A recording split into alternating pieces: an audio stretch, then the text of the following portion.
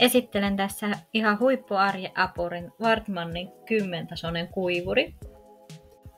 Hyvän kokoinen, siisti ulkonäkö ja tuli vaan 2 päivässä. Mukana tuli 10 ritilää, 1 pelti ja lisävarusteena tämmöisiä silikonialustoja. Ajastustoiminto joka 72 tuntia, lämpöväli 25-90 astetta, tasaisesti kuivaa, hieno valo, joka sammuu itsestään, helppo ottaa mukaan vaikka mökille, energiatehokas ja suht hiljainen. On kyllä kannattava sijoitus. Tässäkin laskin, että säästin 70 €, kun tein kuivalihaa itse. Sipsien teossa kokeiltiin täysiä lämpöjä ja tuli tosi hyviä ja rapsakoita.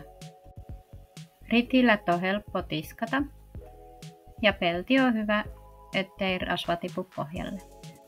Testataanpa nyt näitä silikonialustoja tällä smoothiella. Katsotaan miten kuivuu. Hyvin kuivu. Irtoaa kyllä tosi näppärästi tästä alustasta ja helppo rullata. Nyt kelpaa kyllä herkutella. Loppuyhteenveto tästä kuivurista on siis ihan superhyvä.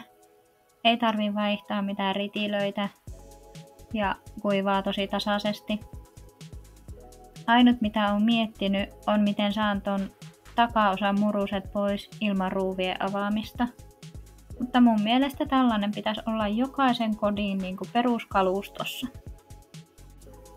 Tän kuivurin löydät Raakapuodista.